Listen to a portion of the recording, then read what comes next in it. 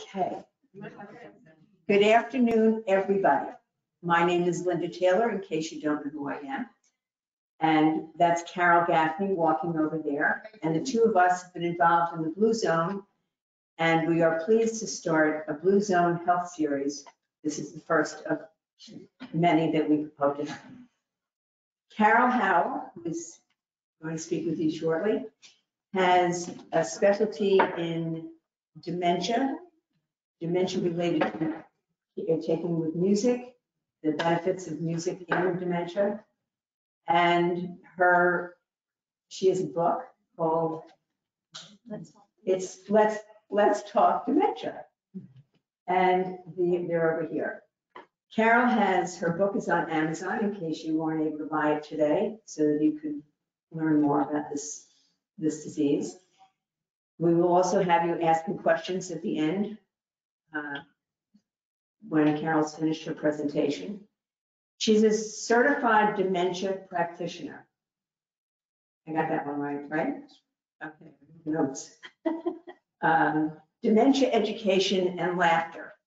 Because laughter, we all know, is a benefit for everything that we do. And one of Carol's purposes in the way she teaches is to help the family and the caregivers who don't get enough support when caring for someone who has this illness. So I'm going to turn this over to Carol, and hopefully you'll enjoy her presentation. Of course they And then, of course you will. And then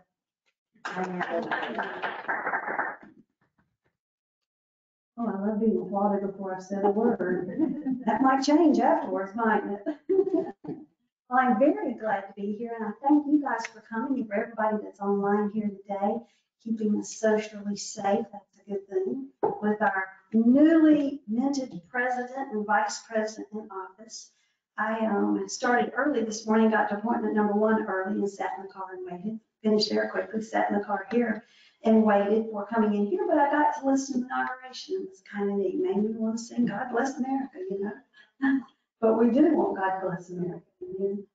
So I come to you from a background of faith. I run a faith-based not-for-profit, Let's Talk Dementia. And I'm very excited for this opportunity to share with you about dementia and what dementia is and what dementia is not. And the differences between dementia and Alzheimer's. My story started in 2006. Really, my story started before that when my grandma Carpenter, my maternal grandmother, was diagnosed with Alzheimer's. She lived in Florida, and at the time I was in South Carolina, so I was very much removed from grandma and her care. I heard stories, and they were scary, and I thought, gosh, this is awful what grandma's going through. A very strong-willed mountain woman who was being brought down drastically. Pause here a minute. Linda, you need to watch the clock and tell me when I've got about 10 minutes left. Now, don't give some kind of weird signal. My husband does this stuff like it's 2. I'm not talking 2 hours. My husband used to come and he would do like a stewardess thing. I'm like, what does that mean? I don't know. Don't do that. But my grandmother was very, very strong-willed mountain woman who passed from Alzheimer's. So when my mama's diagnosis came through, it knocked my feet right out from under me. You have to know my mama, Miss Vera. Everybody's mama, I guess, is their heart. I hope so. But mine was my best buddy on the planet. We did everything together. And if mama bought herself new pants when she was out shopping, she bought Carol a pair just like them. So we wound up meeting to, you know, mom would come pick me up to go somewhere, and we would have on the same dang clothes. I'm like, I got to start buying my own stuff so I don't look so much like my mama. Now I look in the mirror and I see mama, but I'm okay with that. She's a beautiful woman. Mama was diagnosed with Alzheimer's in August of 2006. The phone call came through to me while my husband and I were making the king-size bed. Now, this is your tip for the day. If you have a spouse and you have a king-size bed, one of you should be on each side to make that dang thing. Otherwise, you're going to make 49 trips around it. Do I mean? That's the truth. It's so much easier with 2 people. So my husband was on one side and I was on the other, and the phone rang, and I took the call. And he said, I'm calling to tell you that your mother has dementia. It hit me hard. And I said, are you telling me Mama has the symptoms of dementia, or, you know, what are you saying here? He goes, oh, yeah, she has dementia, but don't worry about it. I'm going to call her in some medicine. Everything's going to be okay. Huh? Because they never called that medicine in for Grandma. And here she was in the very last days of it. I hung up. And I said to my husband, I'm either going to throw up or pass out. He said, what happened? And I told him what the doctor had said. And he said, oh, no, the doctor didn't just say it like that. What else did he say? I said, no, that's what the doctor said. Hello, goodbye. No warm fuzzies, no explanations, just we're going to call you in some medicine. I learned something right then. I learned I needed a new doctor. And that's one of the things I want to say to you guys. If you're going to a doctor that's not nice to you, that's not accepting of the fact that you have questions, find a new doctor. You have every right to ask every question on your little pea brain till you get an answer, and boy, do I do that. So we found a new doctor, and that's when Mama went through quite a lot of testing, cognitive testing, a lot of scans, and that's when we found out Mama had been diagnosed with Alzheimer's. Well, being the good person that I am and loving my Mama so much, I decided to do what all good Americans do when they need to learn something. What do you do first when you need to learn something? Just asking me a question. What do you do if you wanted to learn something today? What would you do? Look it up. Look it up. You go to Google. You type it in, dementia, right? Alzheimer's, whatever. And that's what I did, because you know everything on the internet's true, right? It's all true. No, it is not. So there is this theory out there, and the internet says this is true. So it must be that if you take peanut butter and you put it on a spoon and you close one nostril and you try to smell it out the open one, and then reverse it, if you can't smell it, you've got Alzheimer's. Does anybody see a problem with that besides me? I mean, can you think of another reason you might not could smell? Like a cold? I mean, just saying, there are lots of reasons. There are a lot of diseases that will take away the sense of smell. COVID? Yeah. So, but there is a lot of good information on the internet, especially my website, www.letstalkdementia.org. Just put that out there. But that's when I learned there is this thing called a reversible dementia. Thank you, Jesus. I was so excited. And I told you I'm warm in the face, so I prayed, Lord, I don't know what kind of dementia Mama's got, but as long as it's one of those reversible ones, we'll get it fixed, because I need Mama to work, make money, so she'll go buy me clothes. Amen. That was kind of hard, right?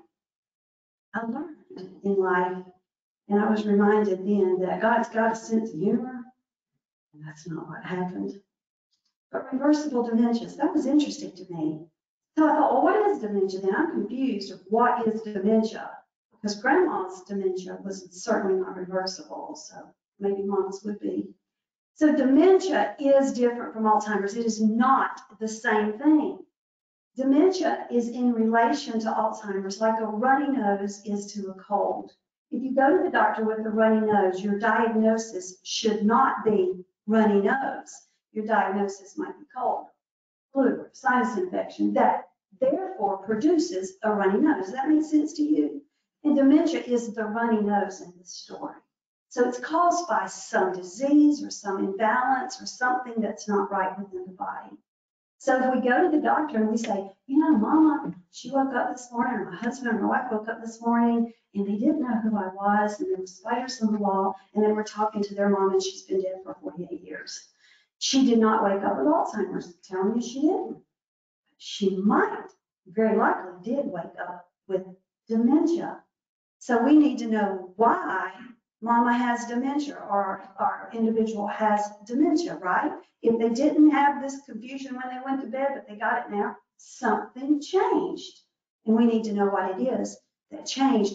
But I want to tell you, so many phone calls I get, people will say, I took her to the doctor, he just said it's regular dementia. Well, I was telling Linda earlier, there's no such thing as regular dementia or old age dementia. That's like saying regular cancer or old age cancer. It doesn't exist. So we need to know what dementia is and why we have dementia. So dementia, plainly put, is the inability to think clearly. Now raise your hand if you've got that problem and don't lie to me, because we all have that problem, don't we? But there's more to that. It's the inability to think clearly that affects the activities of daily living. So your inability to process thought is affecting your daily life, but they call it the activities of daily living. You hear the acronym ADL or the ADLs. And the medical community has discerned there are 5 things that everybody on the planet does, okay? You can remember them by the acronym BEAD, like the beads on a necklace, BEAD, but I told you there were 5 things. The 5th thing messes up my acronym so that it's no longer a word, and it makes caregiving especially hard. I'm going to see can you come up with it. But B is bathing. We all bathe. Now, some of us get in the shower morning and night. Some of us get in the bathtub. Some of us every once in a while take a washcloth and just wipe up. Some of us bathe twice a week, once a week, every day. We all bathe. We all may do it slightly differently, right? But we bathe. B is bathing. E is eating. Now, I come to you as a native South Carolinian. I actually was born in Florida, but have been in South Carolina for so long, and now living in Estero. And I can tell you the food is a little different here. You don't see grits quite as often here as you do in South Carolina. And some reason you guys don't know they need to have butter and sugar on them. I don't understand how you don't know this.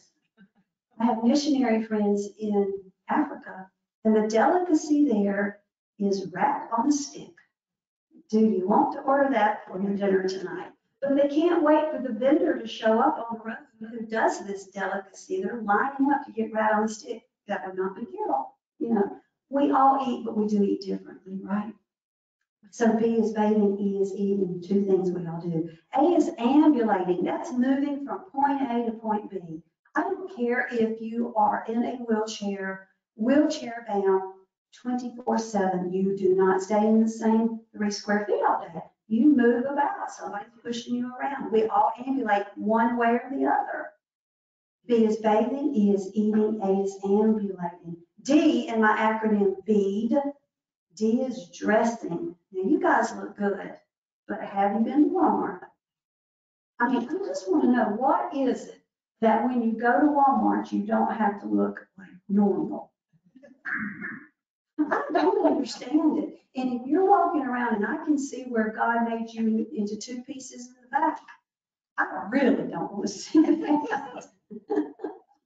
If you go to the airport at night to pick somebody up or coming in late, you are required to wear your pajamas and your house shoes. Did you know that? I swear to you, that will happen. You're like, you can't get home and take your shoes off. You had to wear your house shoes to the airport. Some people have no full-length mirrors in their home to know what they look like. So dressing is something we all do. And I can tell you, dressing in January in Southwest Florida is different than dressing in January in South Carolina. Because you're going to freeze your boo-boo off if you wear your shorts in January, which is one of the things I love about being here. So we all dress. B is bathing, E is eating, A is ambulating, D is dressing. Then I told you there's a T on that acronym. Want to guess what T stands for? And I'm going to tell you it's something we all do, and it messes up life. No, because we don't all talk, but that's always the #1 answer. So kudos to you. You should get points for that. Give her an A. What? No, we all think. Huh? Toileting. Toileting. We all toilet. We all go potty. Everybody does it. Right? So how can those things be a problem in daily life? Well, if you have dementia, bathing is a problem. It will become a problem. It may not be initially. Most things are not a problem initially with dementia. They become a problem. Bathing becomes a problem because, well, you want me to take my clothes off and I don't like you and I'm not taking my clothes off. Just forget it.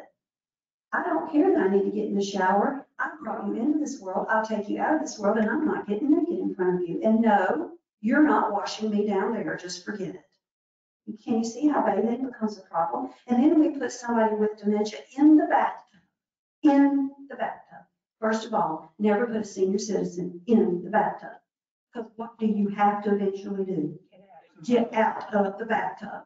And so here we have a slippery person with dementia handing our commands. And they're probably not real happy with us. They may be cursing and flailing, and they're wet like an octopus, and we've got limbs going everywhere, and what's going to happen? Somebody's going to get hurt. So you buy a shower chair, you guys. You live in a wonderful, beautiful community. I just imagine most all your showers have built-in benches, so please use that. So bathing can become a problem. Eating becomes a problem with dementia because we think we have eaten, but we might not have. Or we think we have not eaten when we have eaten. And they're equally a problem. My grandmother came to our home, and we put her at the head of the table as she should have been, and we passed the food around, and Grandma filled her plate. And we all finished eating. We're sitting there talking. She goes, Carol, what is that? And I, Grandma, that's green beans. Well, I don't believe I had any. So let me get you some. She ate them. Carol, what is that? She went through everything on the table and ate some more of it. You go into the assisted living, and this has happened to me frequently, and somebody will come as they walk away from dinner or lunch. You know, in the South, the difference between dinner and supper. Do you guys know this is important? You need to know this. Write this on. There is a difference between dinner and supper in the South. Dinner, you pay for. Supper, you have at home. Did y'all know that? I'm so glad I'm here to help you with this wonderful Southern knowledge. But you meet them in the dining room, they're walking away from the table where they just ate, and they go, ma'am, ask your question. I'm not sure. What's your question? When are we going to have lunch? That would have been 1.5 minutes ago back at that table. They've already forgotten they just have eaten. Or the brain, as Alzheimer's type dementia especially progresses, the brain will say, don't eat. If you eat, you will get sick. The brain will say, don't drink. If you drink, you will get sick. So what then do we not do? We don't do those things. That happens across the board with Alzheimer's. It's crazy. So eating becomes a problem. Ambulating becomes a problem with various types of dementia. And in fact, for some dementias, it's one of the hallmark symptoms. And when the gait changes, when we go from walking normal to looking like we're drunk, and it's only 8:30 in the morning, why is Mama looking drunk? Or we ski. You know that kind of shuffling walk you see people do? That their gait is altered for some reason? So ambulating becomes a problem. Dressing becomes a problem with dementia in that we don't recognize whether, you know, if we are in Southwest Florida, can we wear shorts today? Or should I put on an overcoat and boots because I live in New York? Dressing, figuring out what's appropriate, inappropriate for the season's a problem. Figuring out what's appropriate, inappropriate for the event.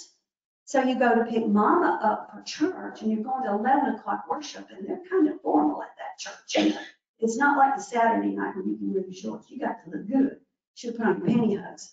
I mean, I'm in darn pantyhose, so that's a problem. But we've got Mama all ready to go. We think we show up at her assisted living, and it's Sunday, 11 o'clock worship, and she's got on a pair of shorts, 2 tank tops, shoes that don't match. And her bra is on the outside of her shirt. And the cups are in the back. Do you see how that can be a problem? Right? And you laugh. It happens. And we also see people dressing in 5,000 layers. They've got on 3 shirts and 4 pairs of pants. And one of the reasons that folks with dementia will do that, as a little side note here, is as we age, we do get colder. Do I hear an amen to that? Unless you're Carol. Now, this is menopause. Menopause is, you don't know this over here, Mr. Gentleman with Ben. Menopause is, as us good Christians would call it, H-E double toothpick.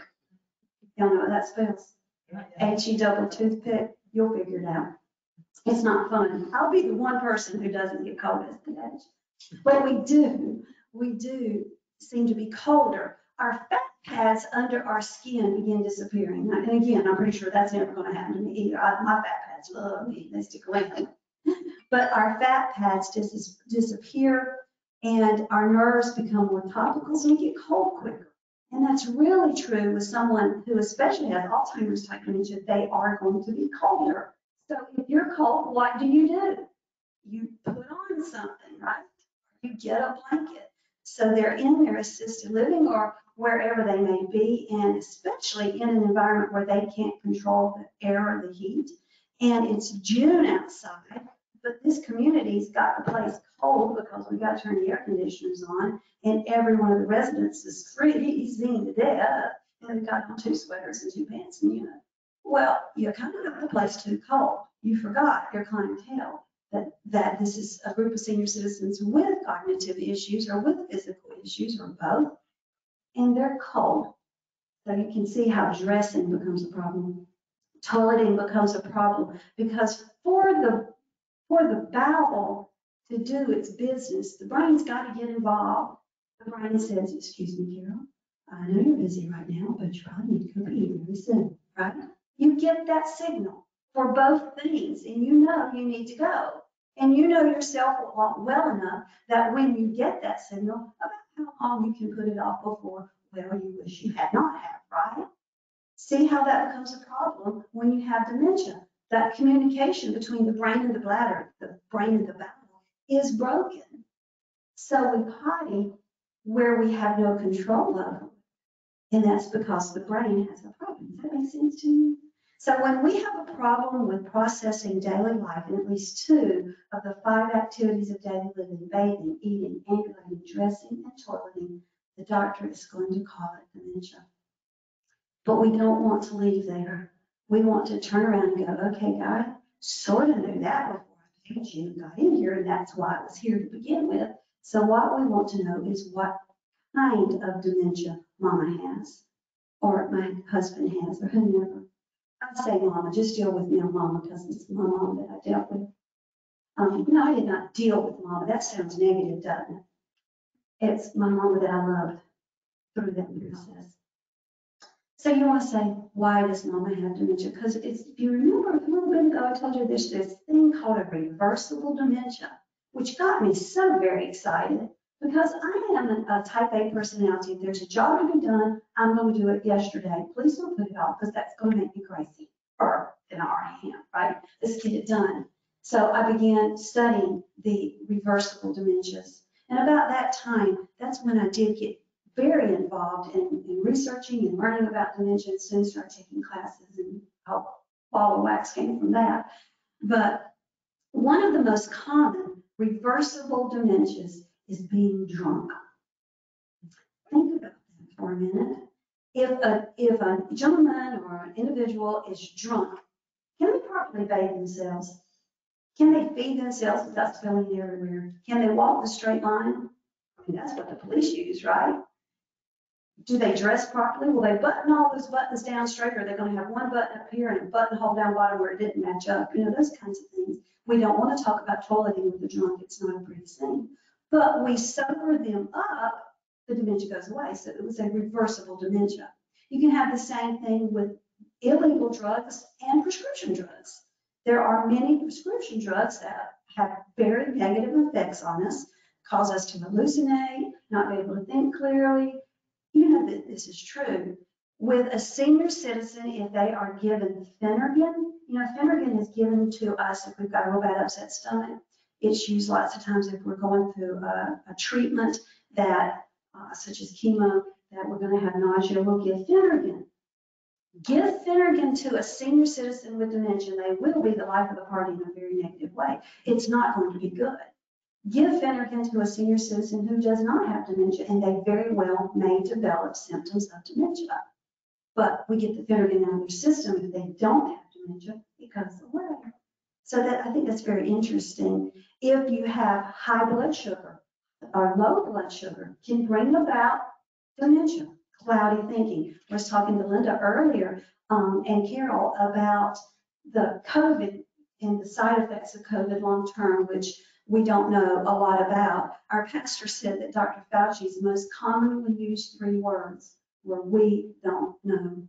That's scary, isn't it? But it's true, we don't know. But what we know is many folks who are recovering from this disease are having cloudy thinking. How long will it last? We don't know. So there are lots of reasons for dementia. So the reversible dementias, we need to know what they are. My sweet mother-in-law, who was the world's best mother-in-law, never gave her opinion on a single solitary thing. Isn't that neat? I love that. But she wound up in the hospital. And before that, she had had some confusion. We got her checked and found out that her vitamin B, as in boy, level was so low they couldn't measure it. This is not even measuring at all. We don't know what it is. They put her on oral supplements that didn't do squat diddly do. All that didn't work. So they started with injections and gave her injections once a month. I don't really recall how often she got them. And when Nana had her injections for a week or so, she was back. But the closer it came time for the next injection, the less cognitively sound she was, until she looked at her son, my husband, and she cocked her head and she goes, "Who are you?" That was a scary day. She wound up in the hospital, had heart failure, wound up in the hospital, and I was there one day, and there's this patch on my mother-in-law's arm, and it said on it, Exelon, which is one of the medications for Alzheimer's. And I said, "Why does she have an Exelon patch on?" And as I am taking it off, right, the nurse says, "Well, your mother-in-law has dementia." I said, "Yes, but she does not have Alzheimer's." She goes, "Well, it's the same." And I'm like, "No, it's not. Look at that chart. Pull it up there on the computer. Tell me what her vitamin B level is." She said, "Oh my goodness, it's extremely low." And I said, "You've just given her medication for Alzheimer's when what she has is a very low vitamin B." Does that make sense to any of you guys? Was that medicine going to help her vitamin B? No. Was it going to help the dementia? No.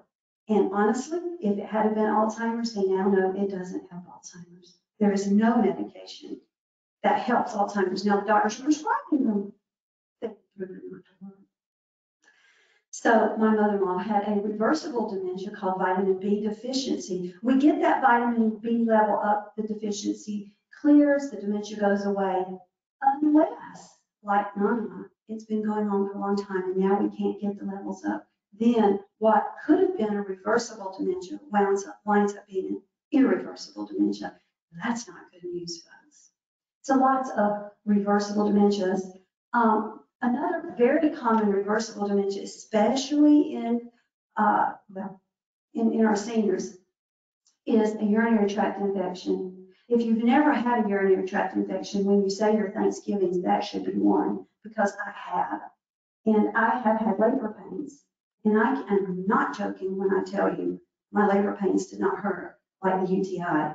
Horrible, horrible existence. We know that you take a senior citizen who has dementia and they get a urinary tract infection, it's going to be worse. It's going to be like pouring alcohol on a fire. All bets are off.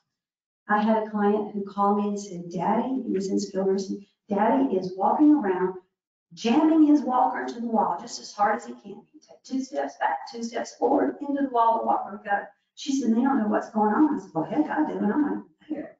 She said, "What?" I said, "You got a UTI. Guarantee you, because he wasn't like this yesterday.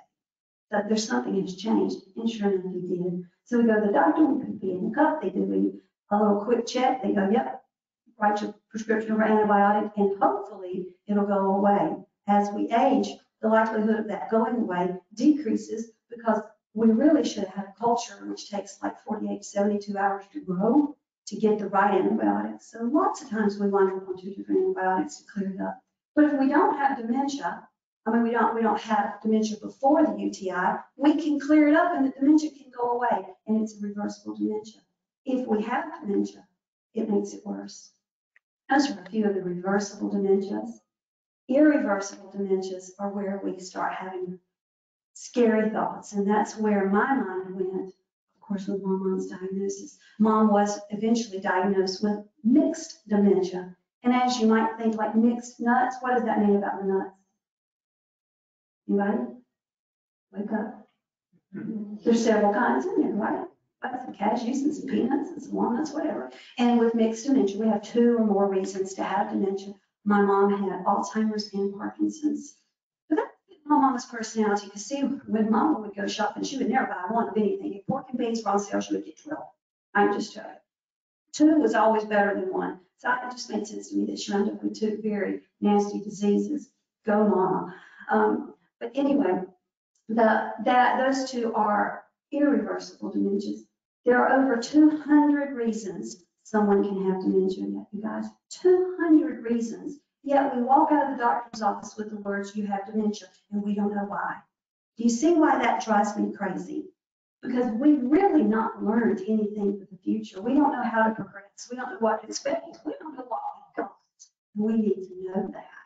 So if you add up everybody who has reason number 2, who reason over number 200, you add them all up, they don't equal the number of people who have the number 1 type of dementia, which is Alzheimer's. And that is why in our world people use those words synonymously. They interchange them, but they shouldn't. So Let's Talk Dementia, my faith-based not-for-profit, is 12 years old this month. And right now I'm the only employee. In South Carolina, I had 6 employees and 35 volunteers, and now I'm here and it's all different.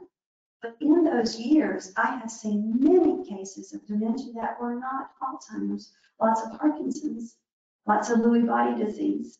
I've seen Huntington's disease. I've seen AIDS. I've seen normal pressure hydrocephalus dementia. A lot of reasons. So we need to know. Does that make sense to you?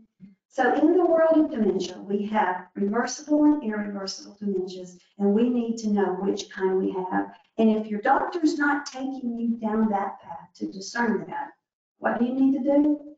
Find a new doctor, because they're not the only ones out there. Find a good doctor.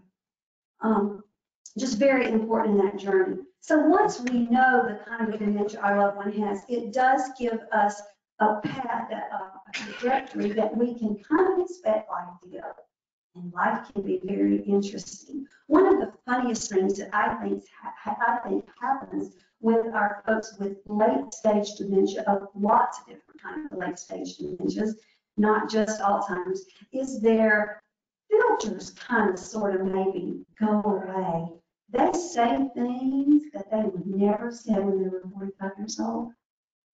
That just cracks me up. Now I'm going to tell you why that happens. We step away. You guys right there in virtual land, I'm walking away for a second, but I'm coming back. So this is my brain hat. Can you guys see this? Are you seeing this on the screen? Is it showing up good? All right. This is my brain hat, which is made on a toboggan. So I was at a senior fair.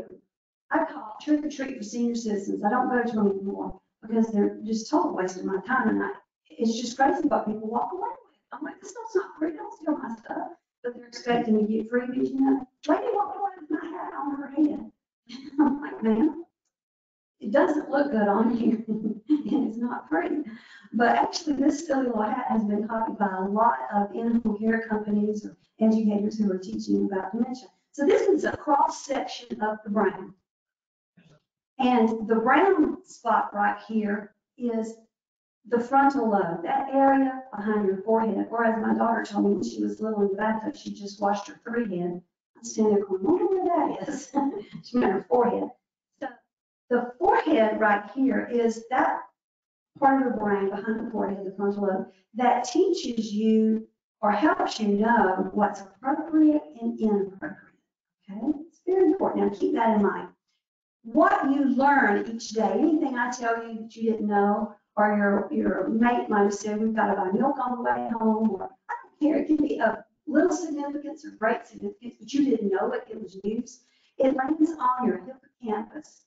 Now your hippocampus is represented by that blue fuzzy ball. Yours is not blue and fuzzy, and your brain is not divided into colors like this one, but it would be cool if it were, don't you think? So I could say, your pink plaid part of the brain is having a problem, but it's not. So the blue fuzzy part of the brain is the hippocampus. I use 2 large words when I speak. I like to say them because they make me look good. Hippocampus is one of them. The hippocampus is where new information lands.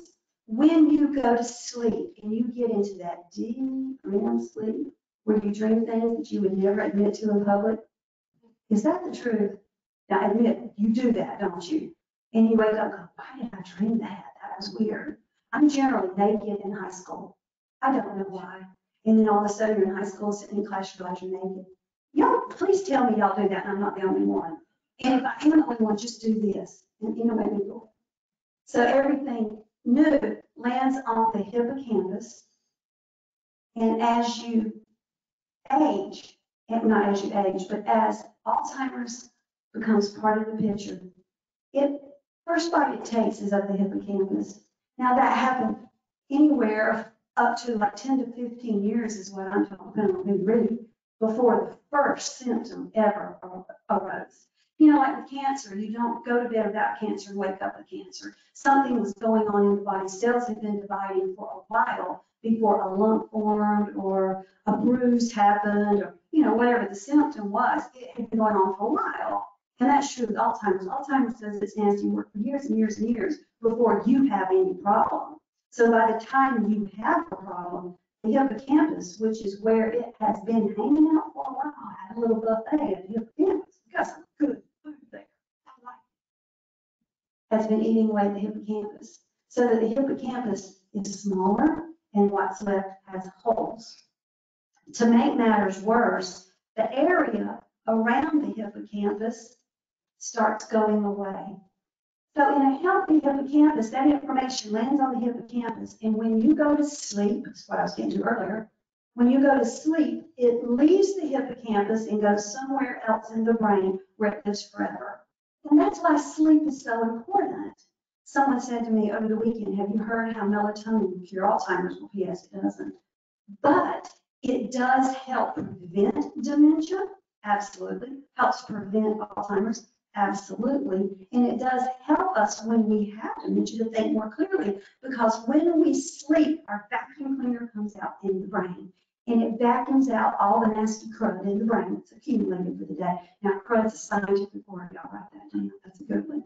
It cleans up the brain. But if you don't get into that REM sleep where you're dreaming, your vacuum doesn't come out, it doesn't clean your brain. The vacuum in the brain of an individual with dementia, with Alzheimer's specifically, is not coming out. So the brain is not being cleaned. So the new information leaves and goes somewhere else to live in the brain, unless we have Alzheimer's. And then there's sort of a moat, a hole, the bridge is out between the hippocampus and the rest of the brain. And when that information tries to leave, it falls in the hole. And it doesn't go somewhere else in the brain, where later we can retrieve it and go, oh yeah, Carol said I need to stop and buy milk. I remember her telling me that. They cannot remember that because that information either landed in a spot on the hippocampus that had a hole and it was gone immediately, or it landed on the spot in the hippocampus that was still functioning to some degree, and at night it tried to move to another part of the brain to last forever and couldn't because the bridge was out. Do you understand how that's a problem? Telephone lines, you know, you can start, I don't understand how telephone lines work, and I really don't understand how cell phones work, but we know one signal connects with another signal. Well, if those signals don't connect, we don't get the call, and that's what's happening in brains. It's really quite interesting. Well, to me it is. You guys might be wrong. I hope you're not. And if you are, wake up. So the brain has many portions that each do something different. You know, different lobes do different things. The frontal lobe, I was going to tell you about earlier, is that part of the brain that keeps us from being appropriate and inappropriate. I love this part of our anatomy for females because for females, it develops fully by the time you're 20. For males, it takes a couple more years to fully develop. Does that not explain a lot to you about teenage boys? I mean, a teenage girl would not consider doing 80 miles an hour in Montana. That would be stupid. Teenage boy would be, oh, I can do it. I think I can make this happen, and really believe it and do it. Because that part of his brain which says, Jane, if you do that, you're going to get a ticket, your dad's going to beat you and take your truck. Right? She's not going to think that, she's going to do it. With frontal temporal lobe dementia, that's another irreversible dementia called FTD, frontal temporal lobe dementia. It's also called Pick's disease, but they're dropping that name. I don't know why. It was named after Dr. Pick. Easier to say than frontal temporal lobe dementia. It affects that. It also affects the temporal lobes, that area around your ears where you get a headache in your temples, you know, right there that hurts, frontal temporal lobe dementia. So someone with frontal temporal lobe dementia, now they are the life of the party. They will say anything. They will do anything. Makes no difference. They just think everything's game, you know. They'll curse in front of the priest. They'll go naked in the dining room. It's nothing. And they're not doing it to draw attention to themselves or to make you angry or to make a point. It just means nothing to them. It's just what they do. So you need to realize that and not go, Jay, you're awful. You shouldn't be running naked. That's not the response. The response might be to go up and put your arm around Jay and go, Jay, you're a good looking man. You know, I would be laughing through the whole thing. I can tell you that. But you know what? Let's go down to your apartment. I think your daughter just brought you new pants. Let's go see, can we find them? And approach it in a positive, upbeat way. Because there's no sense in embarrassing him or correcting him. We never correct folks with dementia. We never do that. I just want to know how many of you like being corrected? How many of you find that enjoyable? How many of you want someone arguing with you? None of us, and we really don't when we have cognitive issues. It's just not a good thing. So don't do that. And I can tell you my mom and her last days, mom died May 31st, 2019, and in January, I was visiting her, and she looked at me, and she said, "Are you Carolyn Frittenberger?" And I went, "No, I'm not a Frittenberger." She said, "You're not part of the Frittenberger family?" I'm going, "No." Okay, I know who the Frittenbergers are. I said, "Are you a Frittenberger?" And she goes, "No, I'm a Schritzenberger." My mama's name, this is no lie, was Vera Jean Carpenter Pye at Horror Feaster Horror. We couldn't have anything that monobrand. She got married too many times. But she said, "My name is Vera Jean Schritzenberger." And I said, "It is." And I thought, hold on, I have got to video this. So I got my camera and I went, "Now, Mama, tell me again what your name is." And she remembered, which was kind of cool and surprising. She said, "Vera Jean Schritzenberger." Can you spell that? And my mama, who was only 6 months away from her final days, or 5 months, and was really not a good speller anyway. Michael, my husband, she never learned how to spell it. That was always spelled wrong. She does SCHRINDBERGER.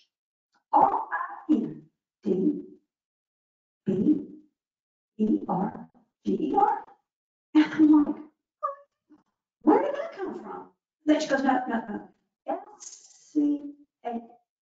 SCH. Oh, shit, I don't know.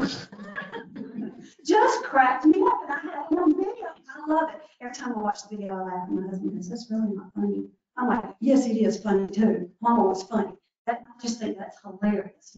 So we see that kind of thing happen, and it may happen while you're sitting on the pew at church. You just go with it. You just go with it. So that goes on in the frontal lobe. It's very interesting. But what we need to learn to do with our loved ones with dementia is how to communicate with them. And that's where I cringe when I'm with people who don't know how to interact with their loved ones with dementia.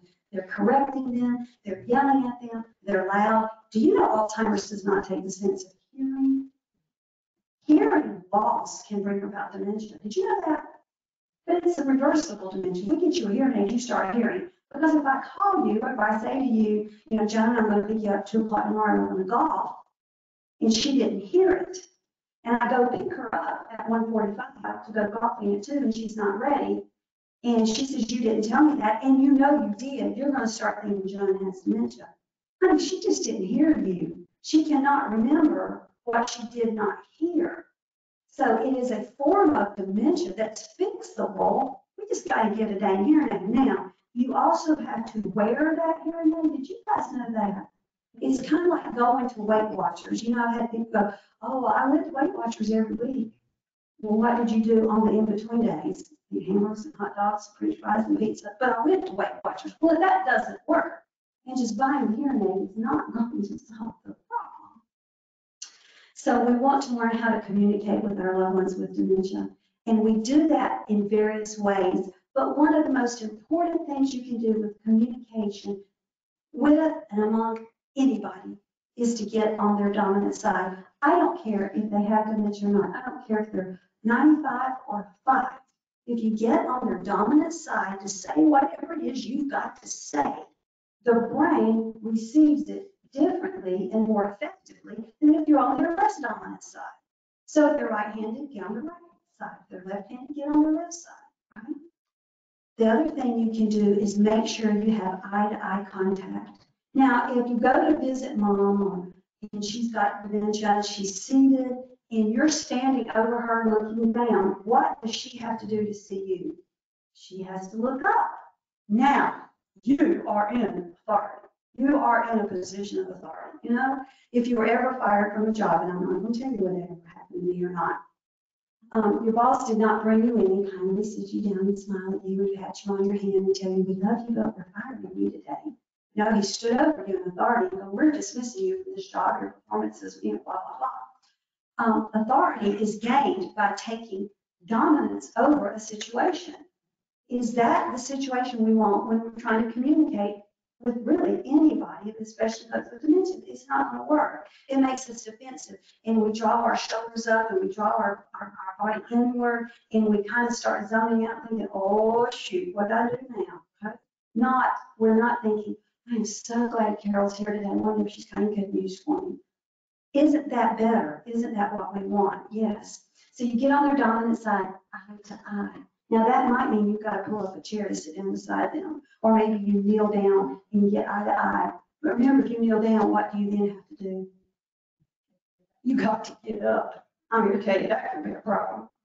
Because I recommend pull up a chair, and you're going to get on their dominant side, and you're going to then do what us folks are commonly did before COVID. We will shake hands, won't we? That's a very dangerous thing to do with somebody with advanced Alzheimer's. Did you know that?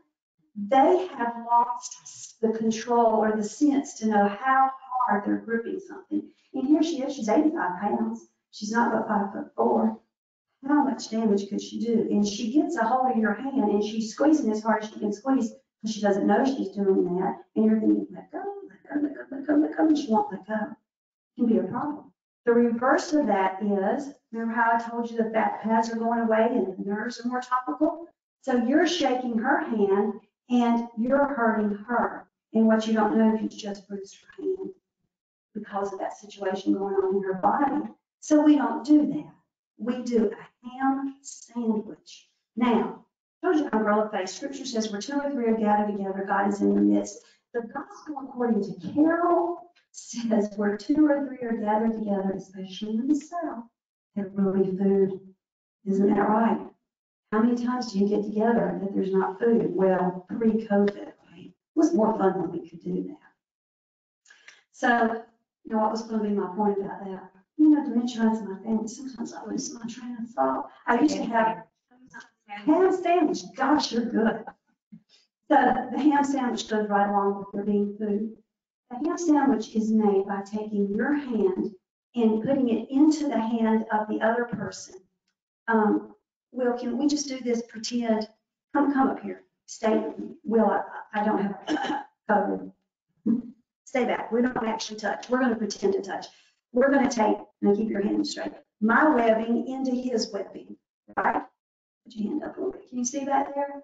My webbing into, can I touch it? Into his webbing. And then I'm going to turn my hand so that the palm of my hand is touching the palm of his hand.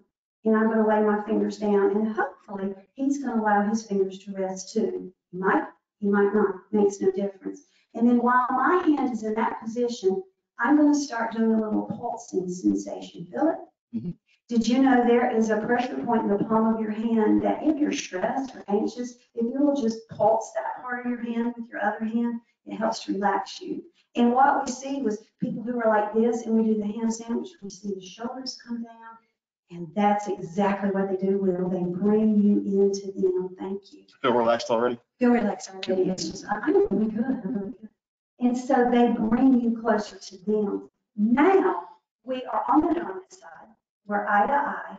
And we've just used the hand sandwich and helped them to calm down. They're ready to hear what we've got to say.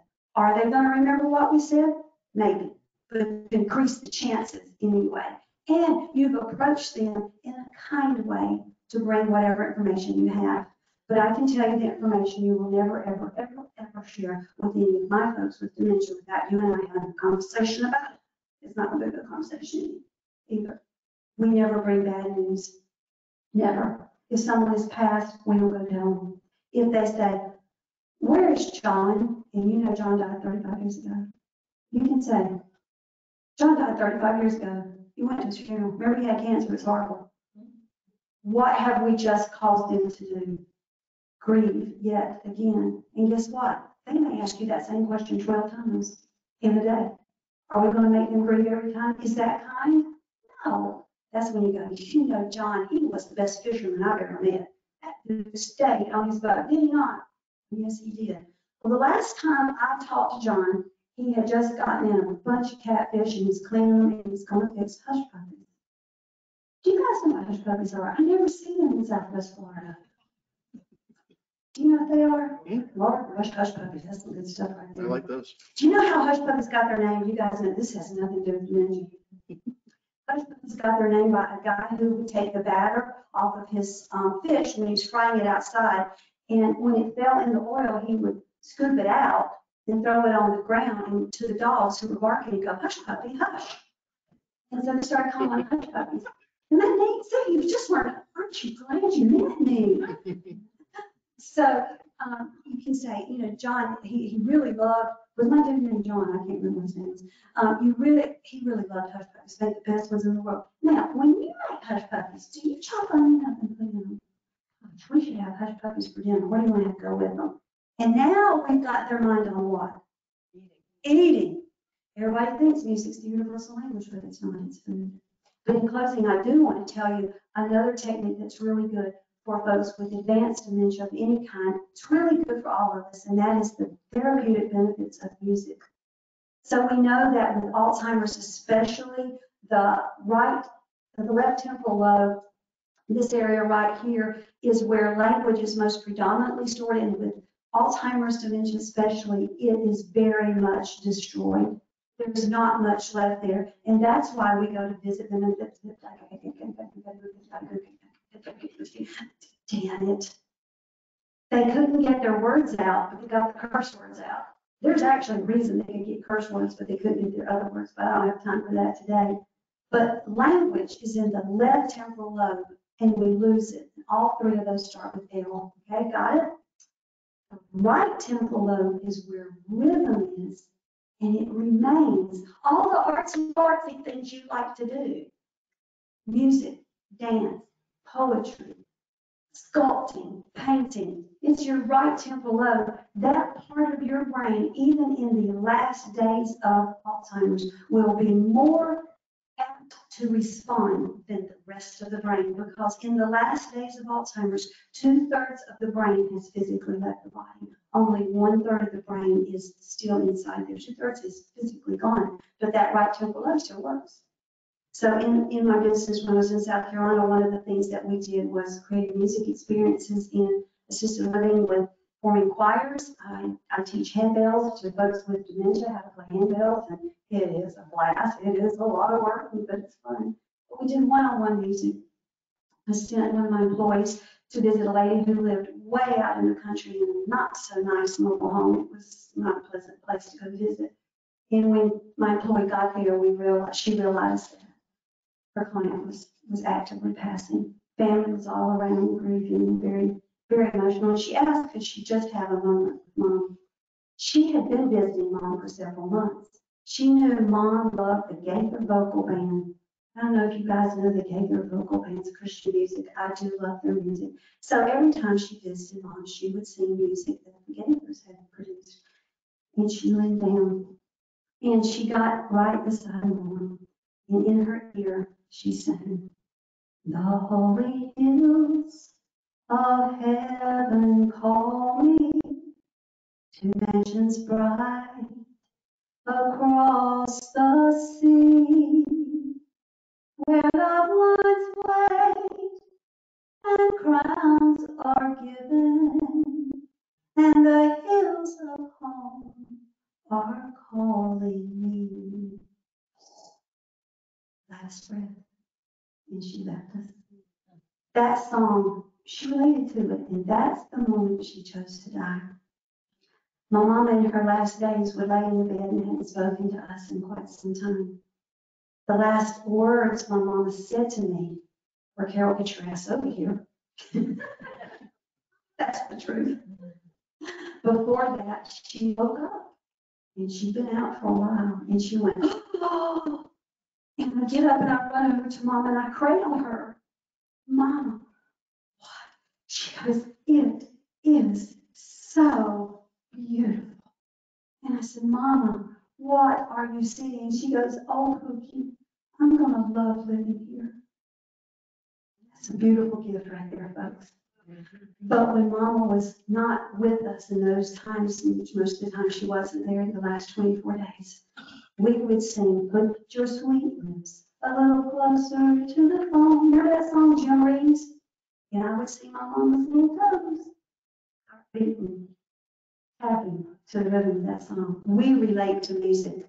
You all have a favorite song, and you need to write it down, your favorite songs, put them on the list in case somebody needs to sing them to you one day. Don't know what to sing, because if it's me and you come bring some bluegrass, I'm going to figure out how to wake up and slap you because I don't like it. I hope you've learned something today. I hope I've been a blessing in your life. I offer free, totally free dementia caregiving support. You just need to write me, Carol, at letstalkdementia.org. You can go to the website. There's a drop-down menu.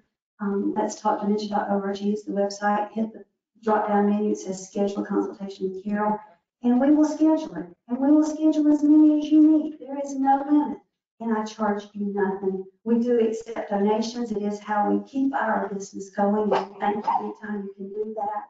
If you are looking for an assisted living or a memory care, please do not call the communities. Don't ask for information. Please do not go online and register for a company that's called A Place for Something or the other. What's the name of that business?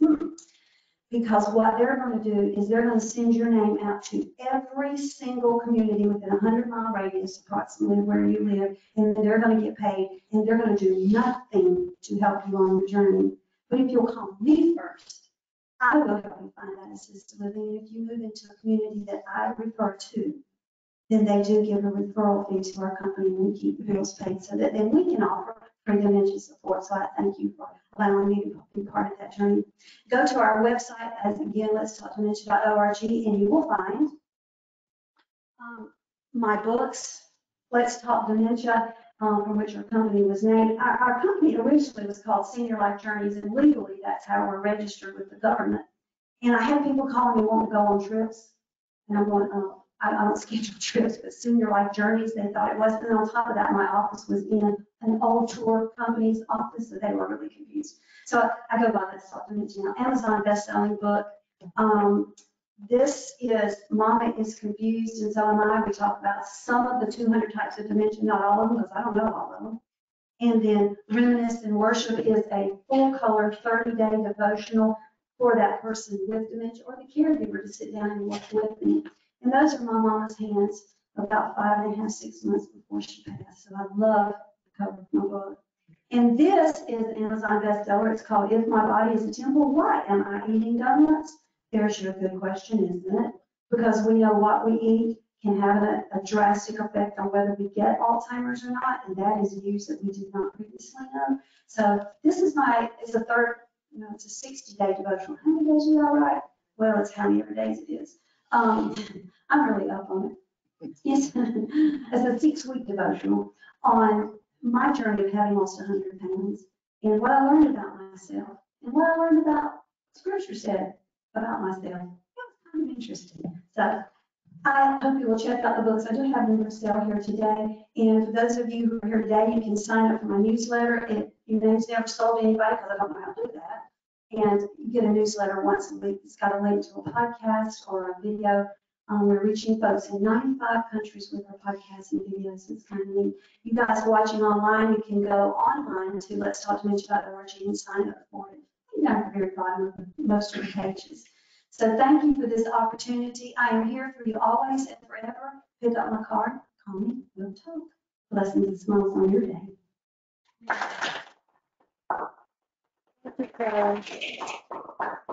Don't go far, we may have questions. Okay. Hold on a second.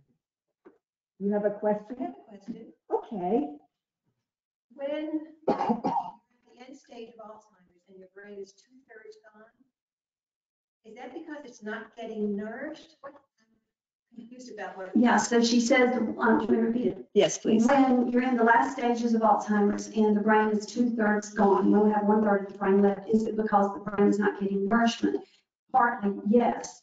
And I'm glad you asked that, because what we know is our brains are fed by glucose.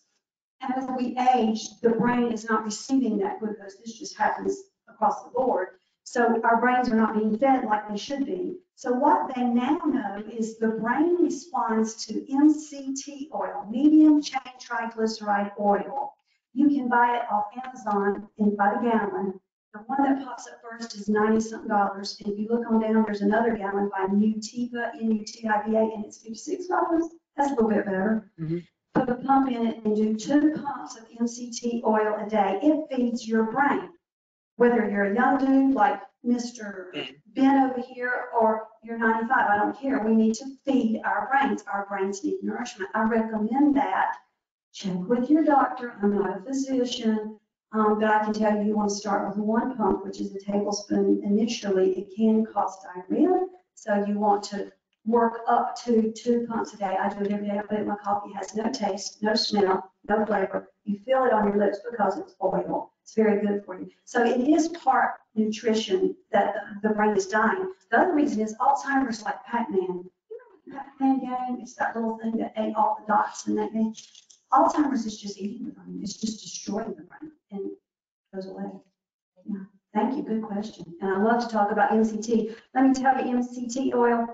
There is a neonatologist whose husband has Parkinson's, and she started him on MCT oil after 2 doses, 1 in the morning and 1 in the afternoon. The next day, he scored, I think it was 6 or 8 points higher on the Minnie mental status exam than he had ever scored. He just had 2 doses of it. After a short amount of time, he was able to feed himself. He couldn't because he shook so badly with Parkinson's. He couldn't button his shirt or tie his shoes. After just a few days, he could do that. It helped with tremors so much. They know that children who are epileptic that are on MCT oil or coconut oil, the right amount of coconut oil becomes MCT in your body. It's amazing how they're no longer having seizures. And on a personal note, we have miniature dachshund with Omaha, and she was having seizures about once a week, very massive, like the grand mal type seizures, just shaking horribly. It's just terrible to watch. And then she was exhausted afterwards. So I read and learned about MCT oil, and I called the doctor. I said, can I put that oil? And they're like, well, you can, but why? And I told them. They said, well, give her a 1/4 teaspoon in the morning, 1/4 teaspoon at night. We are on our 9th month. She tried the first month to have a seizure. She tried. It went so far, and it stopped. That's neat. The 2nd month, she tried, and it didn't go as far. The 3rd month, she jumped on my lap. She always does if she's going to seize. And she tried just for a few seconds, and her body relaxed. And she looked up at me like, what expecting that? Now we're on the 9th month. She's not had a seizure. And that's the only thing we changed. It's incredible. So thank you for giving me that opportunity to talk about MCT oil. It's amazing. Other questions? You're saying that the MCT oil is coconut oil? Coconut oil is processed in the body as a medium chain triglyceride. So any kind of coconut oil you want to buy, I buy mine at Walmart because it's cheaper. Cook with it. Anytime you are going to use an oil or a butter, consider using coconut oil. I use it all the time. I seldom use olive oil. Sometimes I will, but I use coconut oil. The other you can use is unsweetened flaked coconut. Like if you're going to make a coconut cake, you buy that really good coconut covered in sugar. See, sugar causes inflammation. Inflammation is one of the leading causes of Alzheimer's. We've got to get rid of inflammation, and we've got to get rid of it by not ingesting sugar. So it's the unsweetened coconut. Cook with that. Put it in whatever you're baking that you're not putting sugar in, and you get the benefit. So instead of sugar, I recommend monk fruit, M-O-N-K, monk fruit. And I'll tell you, I bought several. You cannot buy in any grocery store that I have found anywhere pure monk fruit. You may buy monk fruit, but if you look at the ingredients, many times the first ingredient is sugar. Now, isn't that just cute? Or it's erythritol, which is a sugar alcohol. You don't want that. You want monk fruit. I've only found it in a couple places, and the one that's the very best is put out by Puri Sugar, Purisure, monk fruit. It is not cheap, but it comes with a 1/8 teaspoon measuring spoon. I use 3, so 3/8 of a teaspoon to sweeten a gallon of tea. And I do herbal tea. I like it pretty sweet. So it's 400 times sweeter than sugar. And it's not having that effect on the body. It doesn't raise your blood sugar, has no calories. Happy. I love it. So what you're saying is that what Andy just mentioned, the MCT. MCT benefits the brain, Yes, it does. The brain feeds off of medium chain triglycerides. and that can actually make a big difference. Absolutely. It helps our folks with dementia. It helps our folks without dementia. It just helps us all. We all need to be having some MCT oil every day. Check with your doctor first. That's my asterisk, so I don't get in trouble. Yeah. Good. Smart girl. Yes, Karen. While we're talking about nutrition, what are your thoughts and what's the news about alcohol, drinking alcohol? Yeah. And dementias and Alzheimer's? Okay, so what connection is there between drinking Alzheimer's? Well, I'm doing that. Carol has. Drinking alcohol and Alzheimer's. So as I said, we know being drunk can bring about dementia, right? As far as alcohol consumption with Alzheimer's, your challenge is going to be how much. And if we're leaving someone with a bottle of whatever, I don't even drink. I have an ulcer. I drink herbal tea. I'm so boring. You don't put alcohol in an ulcer. But whatever alcohol are discussing at that minute, if you leave it with them and tell them, here, you can have a glass, and I'm going to leave, they very likely, because they might not remember they had that glass, then have several glasses. And now we've got another problem, right? And they're intoxicated, and intoxication and dementia do not blend well at all, and they're going to fall and break a hip and cause all kinds of problems. But consuming alcohol in a controlled environment I have not heard that that's a problem, unless it was a problem to begin with. If it's a problem to begin with, we're talking about alcoholic to begin with, and we don't do that. We're careful about that. Other questions? I like questions. You make me think. Ben, anything? Nothing online, no. Okay. Yes, go ahead. Yeah. And this is one that we talked about earlier. How do you know when it's time to stop driving? If you are a caregiver, Yes. you've talked about the diagnosis, and you've talked about some end stage, and what you do, and those are pretty clear, but there's a whole process in the middle. Oh, is that there? it's probably not very clear. Yes. So one of those things is driving. So Yes. how do you help families manage that? How do we help families manage the driving situation when that person should not be driving anymore? Good question. And I did talk about the beginning stages and the last stages, as you said. And with folks who were diagnosed fairly early on with Alzheimer's, like my mama, I swear she had 5 minutes and I got her diagnosed. That's not really true, but she lived 13 years. And so during that time, with most everybody, we come to the point where we're like, man, they should not be driving anymore. So one of the main reasons with dementia that we should not be driving is, and especially true with Alzheimer's dementia, is our peripheral vision changes. Because remember, the eyes are controlled by what? Occipital lobe in the brain, right? And if the occipital lobe of the brain is being damaged, our vision's changing. Well, our vision's changing anyway. So we have someone with dementia who we take to the eye doctor, and they're going, better, worse. They change those lenses, right? Better, worse. And we expect them to be able to answer that. They can't do that. So we've got folks with dementia that are in these communities or at home wearing prescriptions that are not correct. They've probably got cataracts. They may have glaucoma. They may have macular degeneration. And what they definitely have is a change in peripheral vision. So we know with Alzheimer's type dementia especially, our peripheral vision changes. So if you took your arms and you put them out, and I'm looking straight ahead, there's a golfer out there, I'm gonna keep my eyes on him. I cannot see my hands at all. I'm still looking at the golfer. I can see my hands, but I did not move my eyes, did I? That's my peripheral vision. The same is true top to bottom. Our peripheral vision is very important. I don't know if peripheral vision is more important in any other place in our life than in driving. You're going downtown and and you're looking straight ahead, and the car comes up, and you know the car's coming up because you have peripheral vision. You know it's getting a little bit close. You know what's going on with your peripheral vision. Top to bottom, peripheral vision is very important when you're walking. Walking anywhere, you know where the floor is because you can see it coming up. But think about walking steps when your peripheral vision top to bottom is not quite where it should be. And you see people raise their foot and they don't know where to put it because they can't see the floor any longer. We see folks go into big communities that have those great big black welcome mats. Those great big ones, companies come and they put their logos on it. It's black. Our folks with Alzheimer's walk up to that and they stop and they walk around it and they look, but they don't want to walk on it. Do you know why? They think it's a hole and they're scared to death, and you're getting ready to step on it because you know it's not, but they're going to have a heart attack because now you're stepping in a hole. Peripheral vision is extremely important in lots of life, but in driving it's massively important. So what do we do?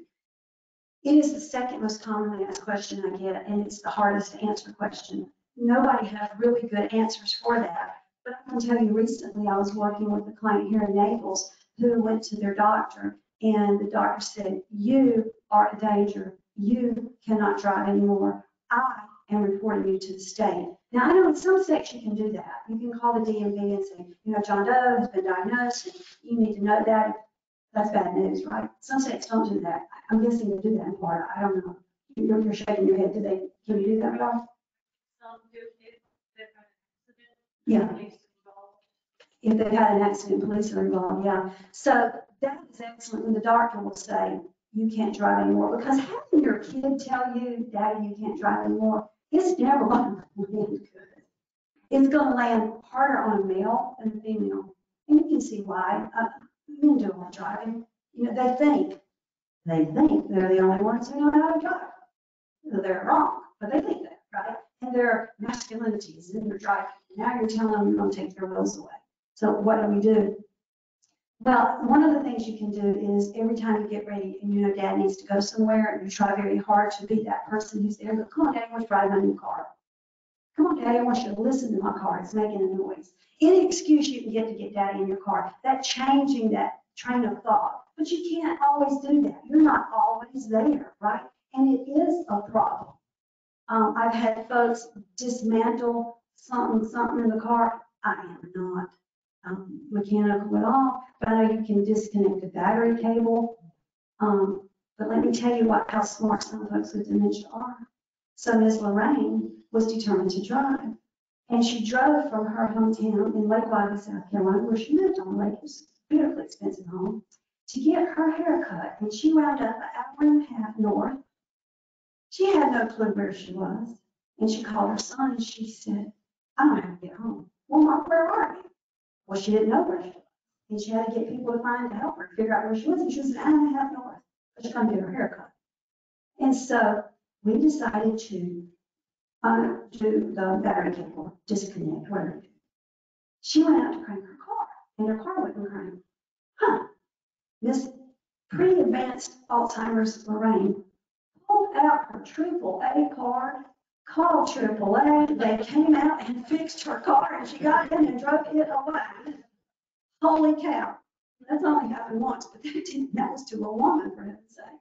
So you have to be creative, but the best thing you can do is to make yourself available, and eventually, after making yourself available a lot, the car might need to go to the repair shop. Dad, your car was making bad noise, we've got it at the repair shop.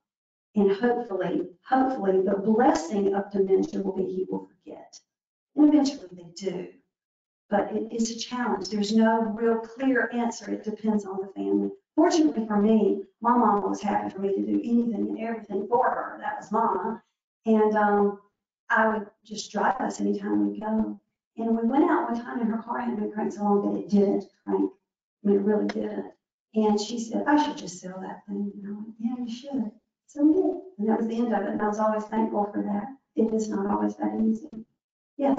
You mentioned Parkinson's. I think one of the things people are interested in is the kinds of diseases that are actually dementia related. Mhm. Parkinson's, you mentioned. Parkinson's is dementia related. Right, Yes. and which I don't know that a lot of people know. Yes, yes. and other kinds of dementia Yeah. that we may not recognize as as being, being dementia. right. Yeah. So the hallmark symptom, the number one symptom of Alzheimer's dementia is you can't remember the current. You can't remember what you had for breakfast. You remember 1957 just fine, but you got no clue what you did yesterday, right? That's the first thing we notice. Always. It's just a fact. Parkinson's, the first symptom is not dementia. You probably know what the first symptom of Parkinson's is. Shaking. It's shaking. So the doctor's going to go, now what's the first thing you noticed about mom that was different? And if you said, I noticed mom was shaking, he's going to quickly think Parkinson's. As Parkinson's progresses, dementia comes from it if they live long enough. Huntington's disease will do that. Huntington's disease, the first symptom is not dementia, but it does come from it. Lewy body disease, the first symptom is not dementia. The first symptom of Lewy body is often problems with speech. They will become totally nonverbal. Their gait gets really funky, but dementia comes later. And I had a client with Lewy body dementia who just passed last month before, and he was an amazing man. He was incredibly intelligent and good with his hands. He could fix anything. He was in a group home, a wonderful group home, and totally nonverbal. He decided that the threshold that separated the hall from the closet where the washer dryer is, there was a threshold that separated the hardwoods from vinyl. You know what I'm talking about? That strip. It should not be there. And somehow, while the caregivers were in the back with another resident helping her bathe, he got it up. I do not know how. And he took the nails out of it and went to the closet where the hot water heater was locked in the closet and picked the lock and turned the hot water off while they were bathing the lady in her room. It's incredible what that disease does. But later, dementia comes. So there are a lot of diseases that bring it on. Okay, and my question to you would be that is there not a difference that we can verbally describe between Alzheimer's and dementia? A difference between Alzheimer's and dementia is the symptom. Alzheimer's is one of the diseases that causes. So it would be Alzheimer's, Lewy body, Mm-hmm. and we would just make that list. Yeah. Okay. Mm-hmm.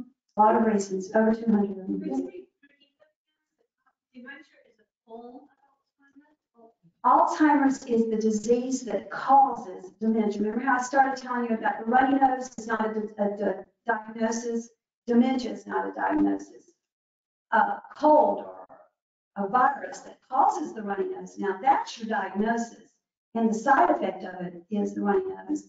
Dementia is the runny nose in that story. So Alzheimer's causes dementia. Parkinson's causes dementia. Reversible and irreversible. That's exactly how I'm dementia. trying to break Yeah. it down. Mhm. So that the Alzheimer's is a symptom. I have it backwards. Alzheimer's is the reversed. disease that causes dementia. Dementia. Parkinson's is the Disease disease. that causes dementia. Urinary tract infection, being drunk, all of those things that we talk about can cause and do cause dementia often. Yeah, good question. Yes, ma'am. Thank you, I enjoyed this. Well, thank you. I paid her $5 to say that. And we know her. What is the difference? Is it memory loss considered dementia? It depends on what we're calling memory loss. You know, if you're going, glasses on top of the head. I wonder where my glasses are. Where did I put my glasses? Did you ever do that? Where's my phone? Your phone, you're stealing my thunder, girl. Sorry. So my daughter calls me every day on her way home from work, and she tells me stories that go on in her job. And sometimes I might zone out. Brady, I hope you're not watching this. I might zone out. And if it goes on long enough, I start going, where's my phone? Where did I put my phone? Right. And I'm holding the dang thing while she's talking in my ear. That's not dementia.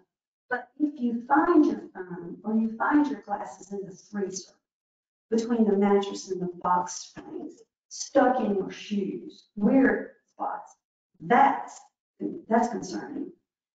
I can tell you that on October 9th of last year, I was in an automobile accident, from which I'm still recovering. This is just part of it. I get to have my 4th MRI on Tuesday. So excited about that. No, I am not. But in the process of visiting with a neurologist just about a week later, he proceeds to do the mini mental status exam on Carol. Now, the mini mental status exam is, I'm going to give you 4 words or 3 words, whatever, and I want you to remember them in a little while. I'm going to ask you what they are. So I knew what he was doing. Right? I've done this with clients. And then they'll have you count backwards from 100 by 7s. I write books, I don't do numbers. You know, on a good day, that's a challenge for Carol. Well, I got so far in doing that, and I realized that's not a multiple 7, I messed up somewhere. He said, I want you to recite the presidents in reverse order. That's kind of what I thought. Oh, geez, give me something easier. And I go, okay, hold on, just a minute. Trump, got Trump. And I go, black man. Oh, yeah, Obama, got it. Bush, that's all I know. And he goes, you left out Clinton. And I went, sorry. He said, well, I didn't like Clinton anyway, so I'm not going to take any points away. Okay. I said, well, I voted for Ross Perot. Are you going to take points away for that? He said, no, I went to high school with Ross Perot. I'm not going to take points away for that. And I said, good. He goes, Carol, what were the 4 words? Now, I don't cry. I'm not a crier. But they were welling up. I had no clue. Not the first. He goes, you can think of at least 1 word. Come on now, think. Like I wasn't trying, right? Could not come up with them. To this day, I got no clue what they were. I had a severe concussion.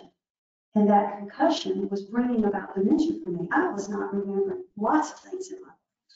I was driving my husband, still kind of did a little bit of driving. I still don't think he drives right. That's just my opinion about men, but you know, it's just me. It was just crazy what it was doing to my brain, this concussion. And so a month later, he set me up for a full cognitive exam. A month later, testing. It was kind of interesting to see where I was in my journey then, and I had flying colors. I was mortified. I was scared to death about it. I was more scared for that full cognitive assessment than my dang MRI. It's just, I thought, I can't have dementia. This cannot be happening. And it did clear up because my brain healed from the concussion. So there is normal memory loss, but it is not normal to not be able to function because of that memory loss. We all know 90-year-olds who think very clearly. I know a gentleman who is 98, sharp as a tack. I have worked with 50-year-olds who have early onset Alzheimer's. That's a totally separate disease from Alzheimer's. It's 2 different diseases.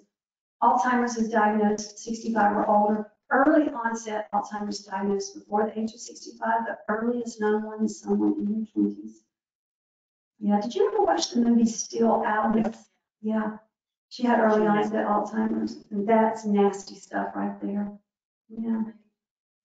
So there is some memory loss, but not to the point that it affects you functioning in this world. Good question. I'll just tell you a funny story about what you're saying about remembering. All right, hold on a minute. Hold on. Come up here and tell that story, because these folks here can't hear you. I'll move over.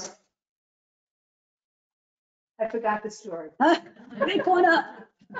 Get close. Yeah, I went to a luncheon where a man was receiving his certificate for a thesis that he had written, and he was doing it about senior citizens in a nursing home, and that was the topic. And so everybody, just like here, wants to know, what are the symptoms of Alzheimer's? What are the symptoms of dementia? Do I have it? Does he have it? Does the whole family have it? And so his description was this: if you put your car keys down and you can't remember later where you put them, that's just a little memory glitch. If you put your keys down and you go to pick them up and you don't know what the hell they're for, That's a problem. that's a problem. Amen. And that was actually how he described it as a result of his study. But I just thought I'd share that. That's very. And I'll tell you another funny one. She's stealing my thunder. We lost keys. My mother's friend put her car keys down, and do you know when we found them 2 years later? We found them in the piano. Yeah. Mm-hmm. Yeah. Go figure. You're not going to figure. No. Yeah. Yes, ma'am. Then if you have surgery at a later age, Mhm. does the Oh, anesthesia, yes. patient, I mean, if you don't have Alzheimer's. Yeah. Will it hasten Alzheimer's? I don't think so, but it can bring about dementia. Because what does the anesthesia do? I mean, it knocks you out. Say it again. What's the brain? Yes. So And for some folks, it takes quite a while to come out of it. Some folks like me, I wake up crying. I don't know why I'm crying, but I'm just crying, you know. Yeah, it can absolutely bring about dementia. Normally that's going to be a reversible dementia. We get all that anesthesia out and come back to normal. Which is why after anesthesia, you don't drive. Because you're not fully cognitively there, right? Don't sign documents and don't walk by yourself. Don't fix your own food because your brain's not processing. That's a good question. You guys are good. So often they say, you know, the older you get, avoid surgery. Yeah, Because the time that you're under it's bad for the brain. is bad for the brain. Mhm. And I'm assuming that the brain doesn't come back Mhm. from that like it should. I think it just depends on what damage was done, how long you were under, how long it, I mean, there's a lot of factors there. But yeah, I love physicians. I appreciate the time and the effort to become one. If you are one, thank you for what you do for us.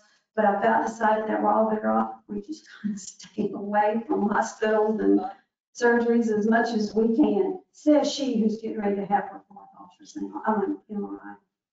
But sometimes you have to do what you gotta do. Yes, ma'am. What about anesthesia for children? I mean, younger children, you know, unavoidable issues, Mhm.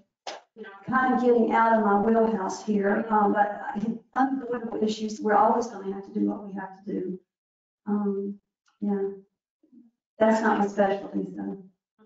I get the break. Yeah. Yes, ma'am. Is dementia inherited? Good question. So even in my mama's days, it was very much believed that there was quite a large genetic component for Alzheimer's, not early onset Alzheimer's, Alzheimer's. Now they're finding more and more that is not true. There is a very small genetic component, which is good news for me, because remember I started by telling you Grandma Carpenter had Alzheimer's, my mama had Alzheimer's. Carol gets a little worried, right?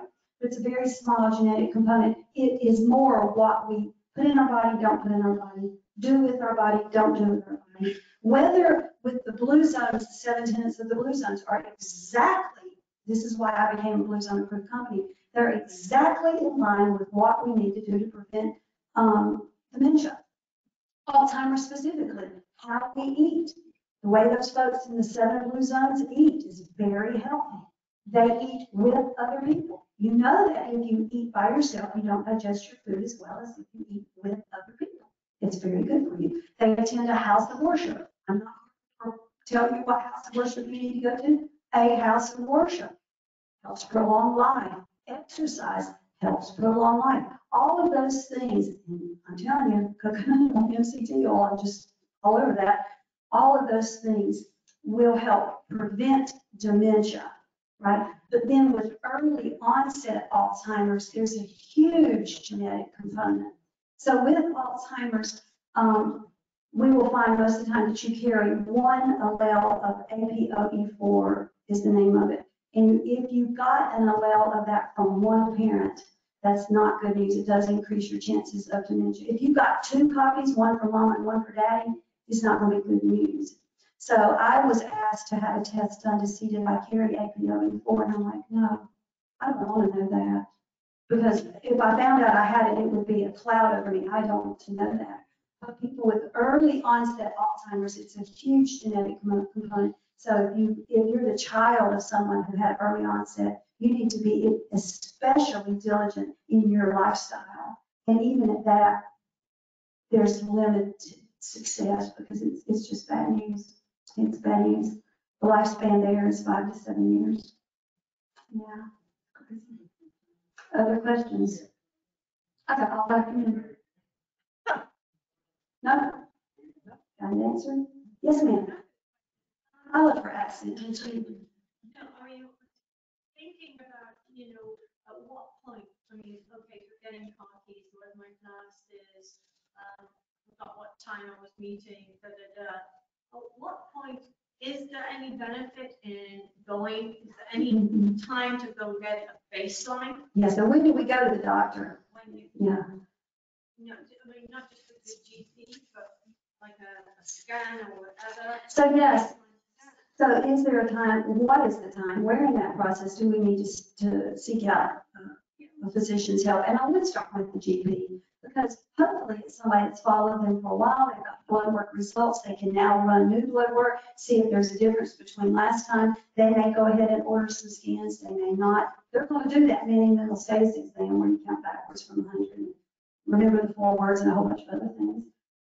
They're going to do that and see how they score. They're going to talk to you and see what you were seeing and why you think there's a problem. But my answer to that is the minute you think, that was just a little weird because Daddy told me that story not 5 minutes ago.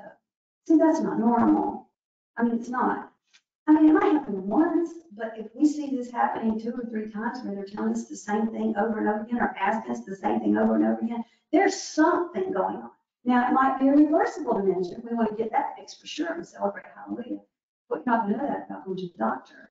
So yeah, I would start with the general practitioner. He's going to do some things. Hopefully, he's not going to send you home with a prescription of Aricept, but it happens all the time. But you're smart now. You're going to go, wait, I think we need to see a neurologist. Will you refer us to a neurologist? And then they're going to do the brain scans and see if there's any change in the actual anatomy of the brain, or if we see any shrinkage. Do we see any hot spots, any holes? I mean, what are we seeing? Have we had a stroke? The second leading, I think it's either the second or the third leading cause of dementia, depending on who you read, is vascular dementia by stroke or embolism in the brain. So if they've had a stroke, we're going to see that, and then we can go, the dementia is being brought on by a stroke. But basically, Carol, you're saying, I mean, what Pam's saying, asking is there's something that you are thinking that you should need to get this checked. Get it checked. The average one of us, you're not talking about 100. Oh, shucks.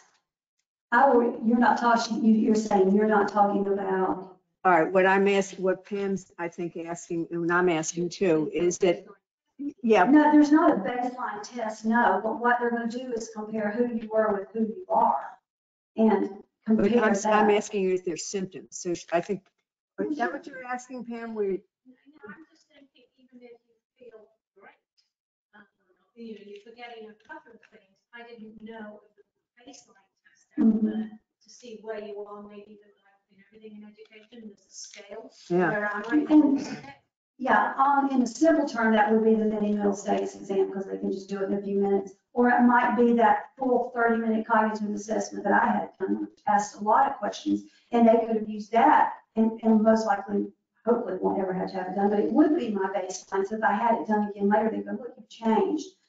Most of the time, that is not the case because most of the time we don't bring dementia issues into our doctor until we've really got issues. You know, we wait too long, and you can't go too early. So You that's- need to go. Okay, so that's what you're saying. So, so the idea would be the next time you schedule your doctor's appointment, you want to ask, because you're interested in knowing whether or not you could have that. Sure, if you wanted to have a cognitive assessment done, if that's something that brings you peace. So you Go get a for base, it. that's what I'm. Yeah. Yes, Carol. If you can repeat this, I think Uh-huh. that You got it. more on Medicare, that they do a mini mental status on a yearly basis when you go in for your wellness Okay. exam. They also screen you for depression Mhm. and alcohol use. if Okay, you so want to. she thinks with, once you go on Medicare, that for your yearly wellness exam, they will screen you for depression, alcohol use, and the mini mental status exam to see how you never had it. Never had Yeah, my mama didn't either, not till we brought it to their attention. So it is something you can ask for. You can also go online and pull up the MMSE, mini mental status exam, and do it on yourself. Do it on your husband. It's just questions, you know. It's kind of interesting. Yeah. Anybody else? Everybody's all straight, got it all clear in their brains? Well, you're gonna pick up my card up here, and it's got my phone number and my email and my website. Just ring my bell and I'm here to help you. Thank you.